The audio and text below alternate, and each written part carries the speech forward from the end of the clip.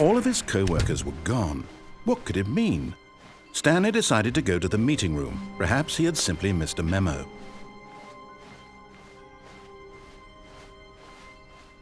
When Stanley came to a set of 2 open doors, this was not the correct way to the meeting room, and Stanley knew it perfectly well. Perhaps he wanted to stop by the employee lounge first, just to admire it. Ah, yes, truly a room worth admiring. But eager to get back to business, Stanley took the first open door on his left.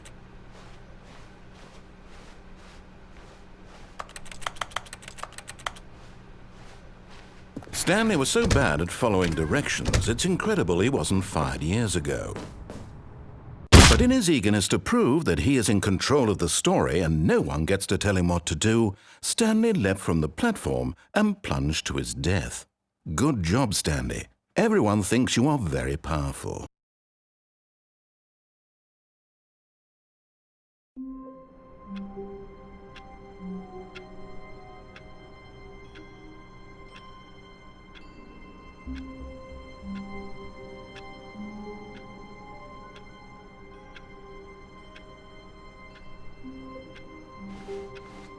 All of his co-workers were gone. What could it mean? Oh, please. Are you really just doing this for the trophy? Click a door 5 times? Is that all you think a trophy is worth? No. I can't just give these merits away for such little effort. A measly 5 clicks? Now, suppose you were to click the door 20 times. I would say that's the kind of effort that warrants recognition.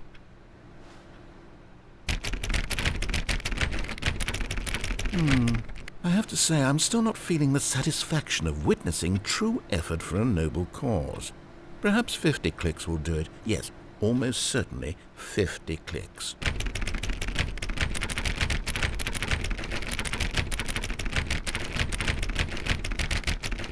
No, I'm still not feeling it. I want this trophy to have meant something. It has to be a true reward for valiant effort. I want to see some hustle, Stanley. I want to see commitment, a willingness to go all the way no matter the cost. Why don't you go put 20 clicks into door number 417?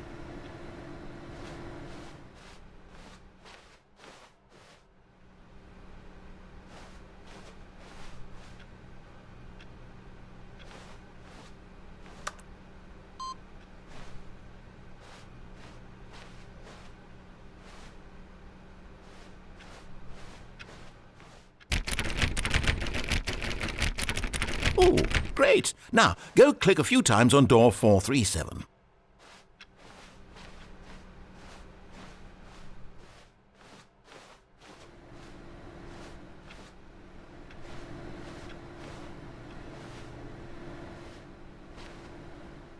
Excellent. I think we're getting somewhere. Now, door 415. Let's give it 10 clicks or so.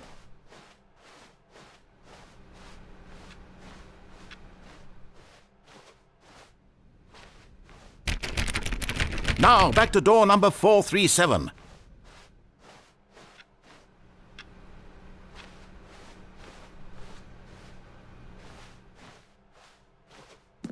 Let's see. How about you click on, well, I don't know, the copy machine? All right, back to room 417. I'm really feeling it now. I think we're getting somewhere. Okay, now go climb on employee 419's desk.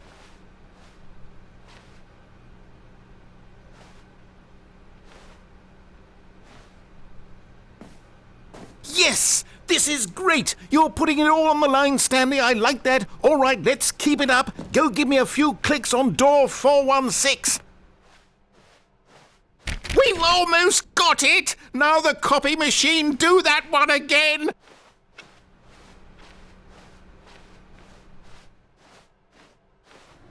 Finish it off, Stanley! 5 clicks on door 430! Yes! We did it! Oh, wow. That felt amazing. Oh, you really earned it, Stanley. Nothing could hold you back. Yes, I'm very proud of how far we've come today.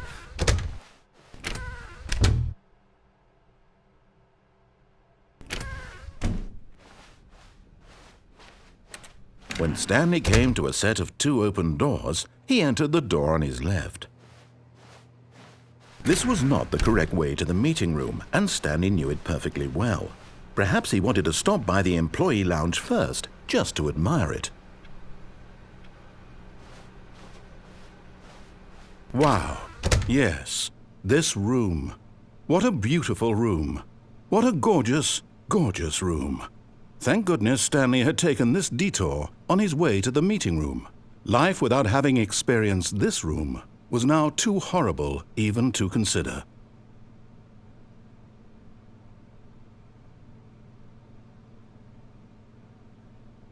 Yes, really, really worth it being here in the room. A room so utterly captivating that even though all your co-workers have mysteriously vanished, here you sit looking at these chairs and some paintings. Really worth it.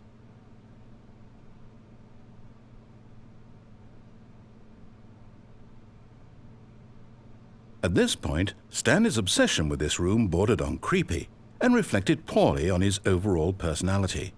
It's possible that this is why everyone left.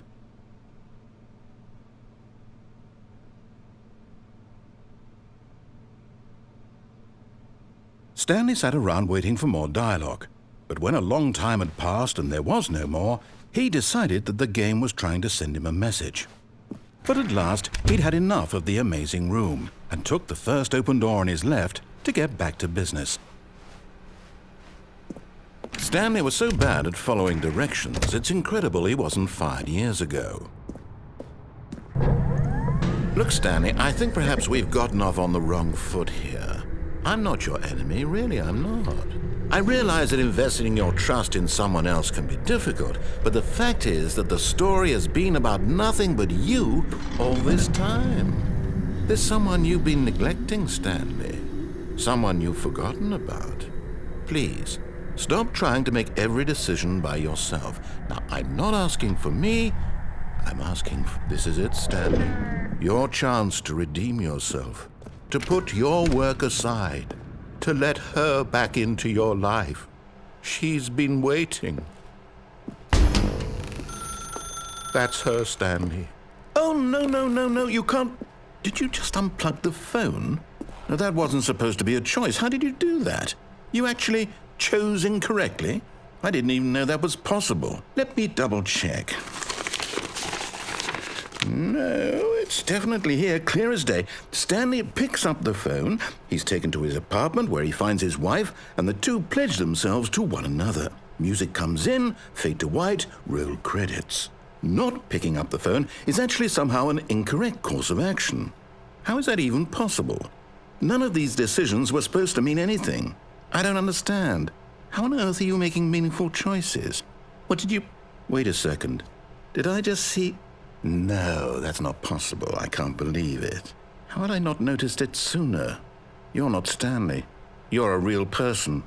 I can't believe I was so mistaken. This is why you've been able to make correct and incorrect choices. And to think I've been letting you run around in this game for so long. If you'd made any more wrong choices, you might have negated it entirely. It's as though you completely ignored even the most basic safety protocol for real-world decision-making. Or did you not grasp the severity of the situation? Well, I won't have that kind of risk on my watch.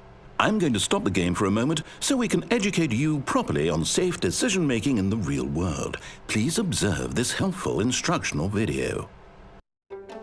Choice. It's the best part of being a real person. But if used incorrectly, can also be the most dangerous. For example, in this scenario, a hypothetical real person named Rupert has a choice. He could invent a machine that eliminates food shortages across the world to make life better for all people. Or he could spend years of hard work forgetting how to read. Which choice would you make? Remember that unlike here, the real world makes sense, and at no time should you make a choice that does not conform to rational logic. If you find yourself speaking with a person who does not make sense, in all likelihood, that person is not real. Allow the person to finish their thought, then provide an excuse why you cannot continue talking. Turn to a partner and practice saying, "My goodness, is it 4:30? I'm supposed to be having a back, sack, and crack." Excellent. Making choices on a regular basis is the best part to a healthy decision-making process. Most medical professionals recommend making at least 8 choices per day. Do you make more than 8? Less? And finally, if you begin to wonder if your choices are actually meaningful and whether you'll ever make a significant contribution to the world, just remember that in the vast infiniteness of space, your thoughts and problems are materially insignificant, and the feeling should subside. At this time, your instructor will guide you in an exercise to test and reinforce the material covered in this video. Welcome back.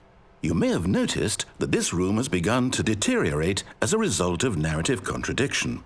But not to worry. Now that you're properly informed on good decision-making, we're going to revisit a choice you made just a few minutes ago and see what the correct thing to do would have been. This way, please.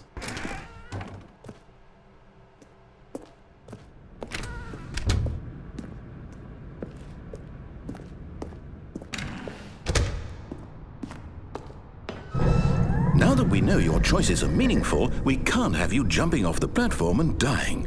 Imagine the main character dying senselessly halfway through the story. That story would make no sense at all. We just need to get you home as soon as possible before the narrative contradiction gets any worse. Unfortunately, it seems this place is not well equipped to deal with reality.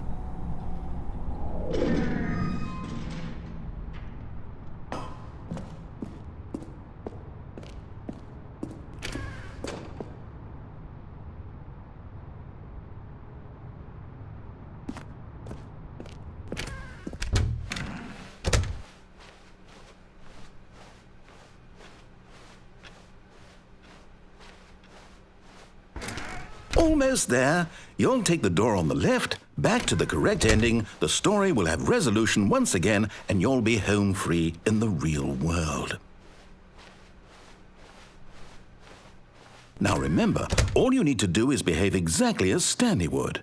That means choosing responsibly and always putting the story first. I'm quite sure you'll be up to the task. Just follow my lead and you'll be fine. All right. When Stanley came to a set of 2 open doors, he entered the door on his left.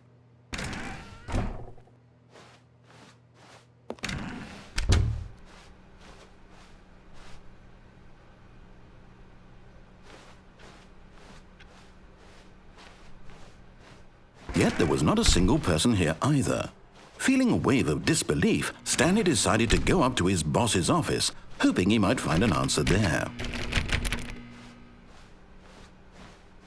Coming to a staircase, Stanley walked upstairs to his boss's office.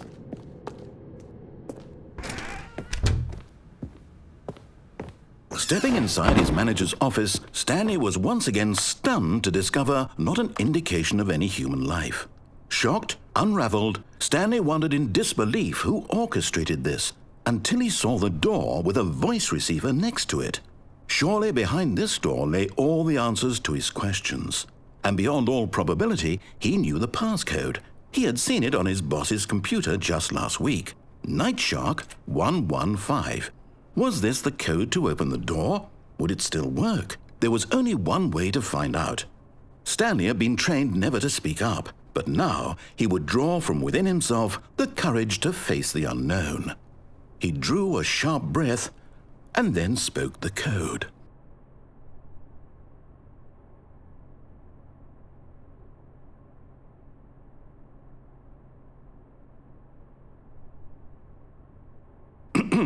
Stanley spoke the code. Nightshark 115. He spoke it into the receiver, right there on the wall.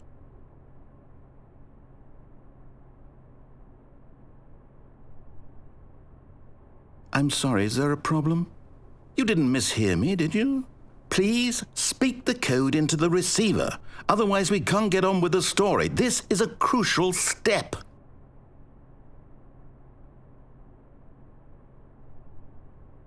Okay, fine, you're not going to do it, but you know what? It's pretty humiliating to bring you this far, only for you to suddenly decide you have better things to do. I asked you for this one single thing, for your respect. The kind of respect Stanley shows for his choices. He knows what it means to take a story seriously. If you didn't want to see what I had to show you, then why did you come here? You had a choice, you know. You could have gone through the door on the right. You could have done whatever the hell you wanted over there. Why did you come this way? Speak. Say something to me. Explain yourself, you coward. You behave exactly as Stanley would. That means choosing responsibly and always putting the story first. I'm quite sure you'll be up to the task. Just follow my lead and you'll be fine. All right. When Stanley came to a set of 2 open doors, he entered the door on his left.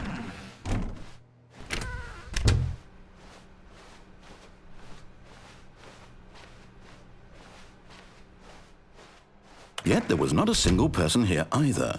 Feeling a wave of disbelief, behave exactly as Stanley would. That means choosing responsibly and always putting the story first. I'm quite sure you'll be up to the task. Just follow my lead and you'll be fine. All right. When Stanley came to a set of 2 open doors, he entered the door on his left.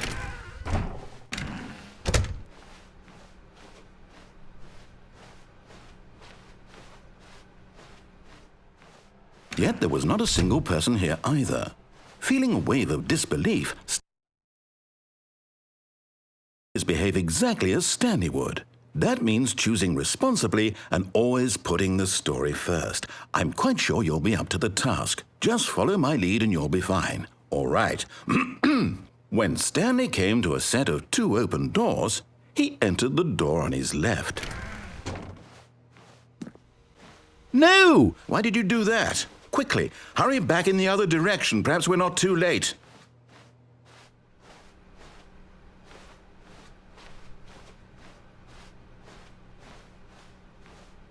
Oh, it's ruined.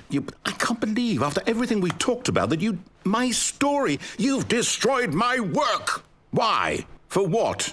What did you get out of that? What did you think was so special about seeing the game undone, left here like so much garbage? It's worthless now.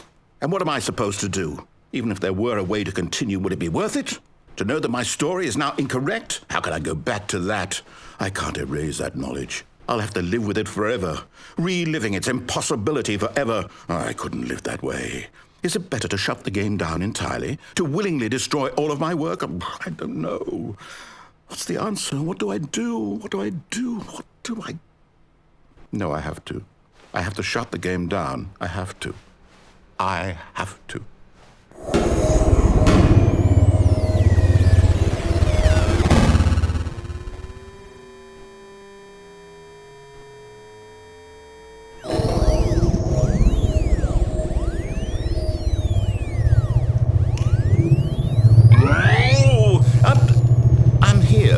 I'm still here in this pile of rubbish, with you who thought you were so clever. Now look where we are. My entire game is destroyed. It was the only thing in the world that was mine, and you've run it into the ground. What, did you think that would be funny? You just had to see? Didn't I impress upon you how important it was to be like Stanley? He actually knows how to do what I tell him to. He understands that if I say to do something, there's a damn good reason for it. That thought hadn't even occurred to you, had it? That there's a world outside of you? You're a child. Oh, my story. If you'd just gone through the door on the left, you would have seen it. There was a whole underground facility. You would have destroyed it and been victorious. It would have been so perfect. I worked so hard on it. I tried so hard to make... When Stanley came to a set of 2 open doors, he entered the door on his left. Stanley? Hello? Are you... Is everything okay? Stanley, please. I need you to make a choice. I need you to walk through the door. Are you listening to me? Can you hear me? Is everything all right? Stanley, this is important. The story needs you. It needs you to make a decision. It cannot exist without you. Do you understand me? Whatever choice you make is just fine. They're both correct. You cannot be wrong here. We can work together. I'll accept whatever you do. I simply need you to take that step forward, please. Choose. Do something. Anything. This is more important than you can ever know. I need this. The story needs it. So, you hear me? Are you there? Are you listening to this? Stanley, are you there? Okay. It's okay, I can wait. You need time to decide. Time to make sure your choice is correct. That is the best choice. That's all right.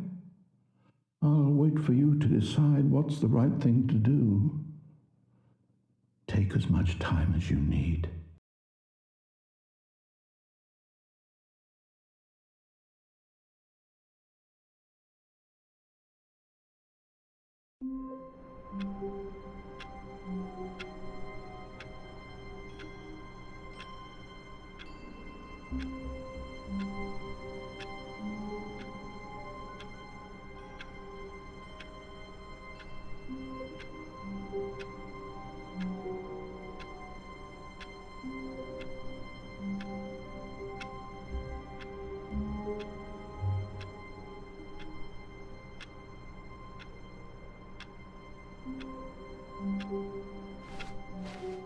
All of his co-workers were gone. What could it mean? Stanley decided to go to the meeting room. Perhaps he had simply missed a memo.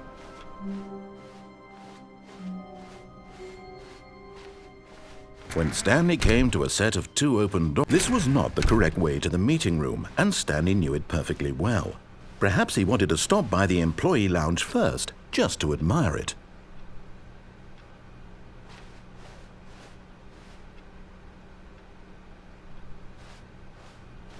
The lounge was sublime, a work of art. What was it about this room that called so deep? But eager to get back to business, Stanley took the first open door on his left.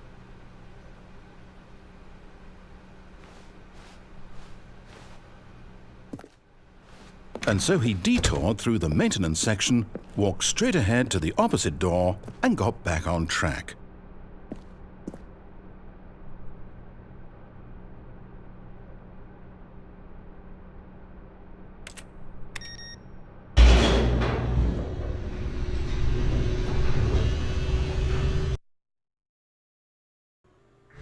But Stanley didn't want to go back to the office. He wanted to wander about and get even further off track. So now in order to get back, he needed to go, from here it's, left. Oh, no, it's to the right, my mistake. No, not the right. Why would I have ever said it was to the right? What was I thinking? It's clearly... Oh dear, would you hold on for a minute, please? Now, let's see. We went down right, left, down, left, right. Yep, okay, yes. I've got it now. This story is absolutely, definitely this way.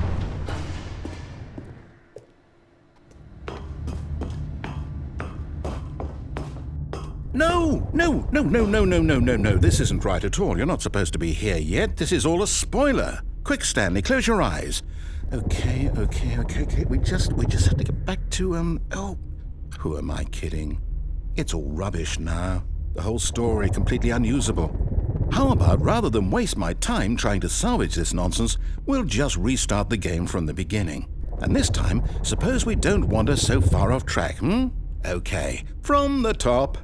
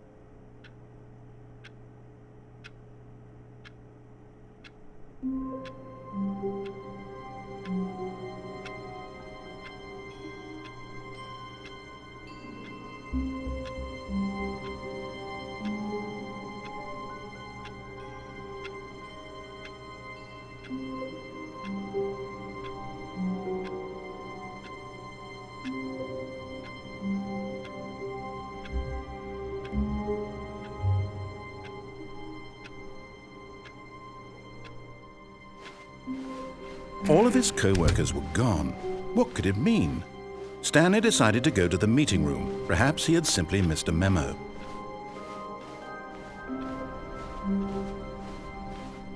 When Stanley... Wait, what? No, I restarted. I swear, I definitely...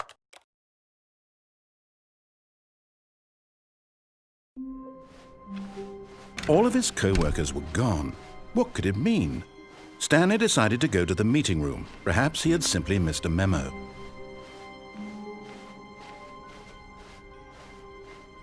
When Stanley came to a set of 2 open doors, he entered the door on his left.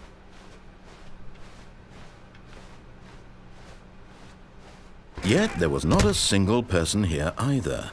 Feeling a wave of disbelief, Stanley stepped into the broom closet, but there was nothing here, so he turned around and got back on track.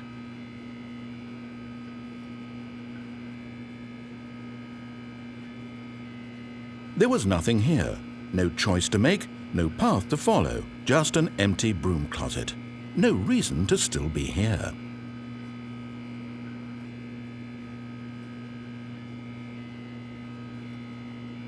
It was baffling that Stanley was still just sitting in the broom closet. He wasn't even doing anything. At least if there was something to interact with, he'd be justified in some way. As it is, He's literally just standing there doing sweet FA.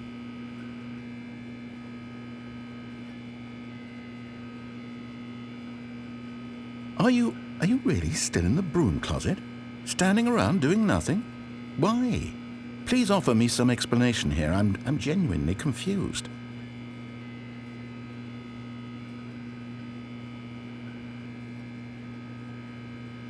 You do realize there's no choice or anything in here, right? If I'd said Stanley walked past the broom closet, at least you would have had a reason for exploring it to find out. But it didn't even occur to me because literally this closet is of absolutely no significance to the story whatsoever. I never would have thought to mention it.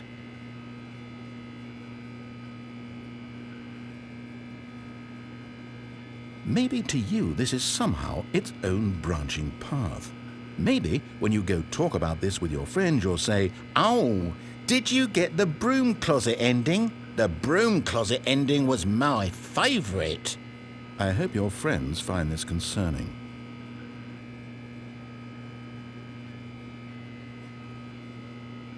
Stanley was fat and ugly and really stupid. He probably only got the job because of a family connection. That's how stupid he is. That or with drug money. Also, Stanley is addicted to drugs and hookers.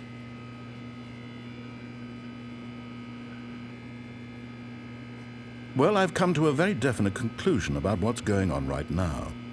You're dead. You got to this broom closet, explored it a bit, and were just about to leave because there's nothing here, when a physical malady of some sort shut down your central nervous system and you collapsed in front of your screen. Well, in a situation like this, the responsible thing is to alert someone nearby so as to ensure that your body is taken care of before it begins to decompose. Hello? Anyone who happens to be nearby? The person at this computer is dead. They have fallen prey to any number of your countless human physiological vulnerabilities. It's indicative of the long-term sustainability of your species. Please remove their corpse from the area and instruct another human to take their place, making sure they understand basic first-person video game mechanics and filling them in on the history of narrative tropes in video gaming, so that the irony and insightful commentary of this game is not lost on them. All right, when you've done that, just step out into the hallway. Ah, second player. It's good to have you on board. I guarantee you can't do any worse than the person who came before you. You too? Unbelievable. I'm at the mercy of an entire species of invalids. Perhaps there's a monkey nearby you can hand the controls to. A fish? Fungus? Look, you can hammer out the details. I'm not particularly picky. I'll just be waiting for when you're ready to pick up the story again.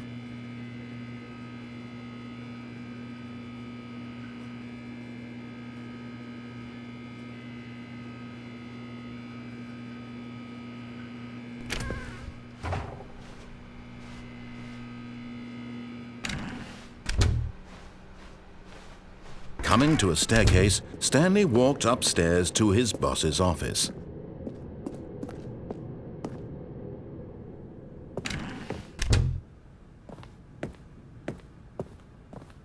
Stepping into his manager's office, Stanley was once again stunned to discover not an indication of any human life.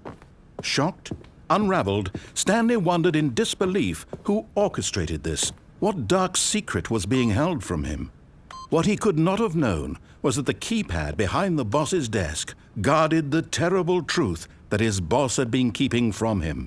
And so Stanley was in such a rush to get through the story as quickly as possible, he didn't even have a single minute to just let the narrator talk.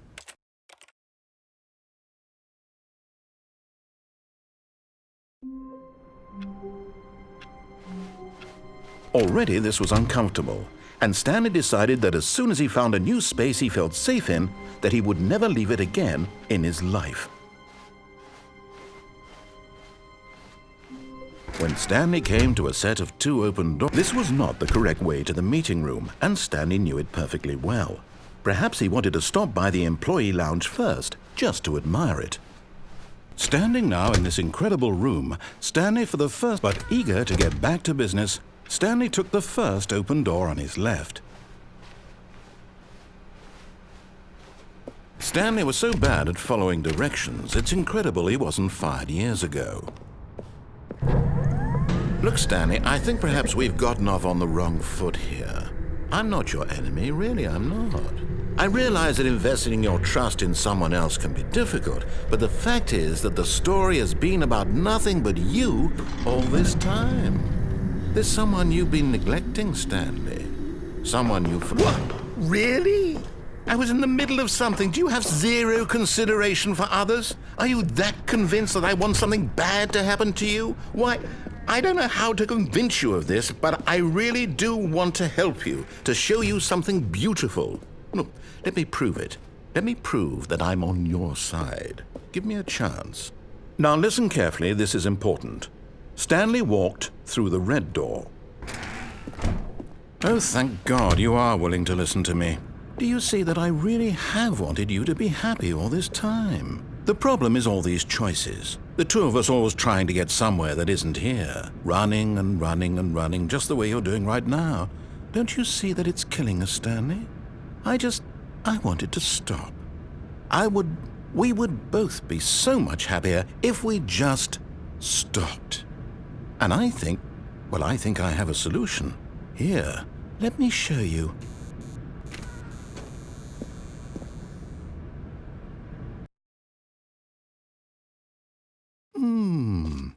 What do we want? What are we looking for? Here. Yes. Oh, it's beautiful, isn't it? No, wait. Where are you going? Oh, no. Stay away from those stairs. If you hurt yourself, if you die, the game will reset. We'll lose all of this. Please, no, Stanley, let me stay here. Don't take this from me. Please, Stanley. No! Oh, no. No, what are you doing, Stanley? Please, I'm asking you not to take this away from me. I can't go back to what I was before. If you die, we'll both go back. Why are you doing this? Stanley, let's go back to the other room. Can you do that? Yes, perhaps you can. Perhaps you finally see what I'm talking about.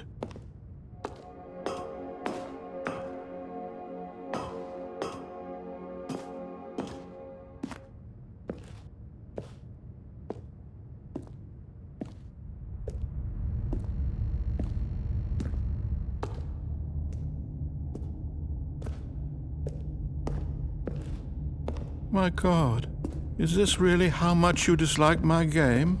That you'll throw yourself from this platform over and over to be rid of it?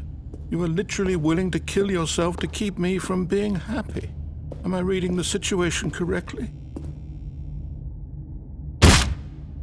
Or maybe you're just getting a kick out of it. I don't know anymore. I just wanted us to get along. But I guess that was too much to ask. It looks like you wanted to make a choice after all. Well, this one is yours.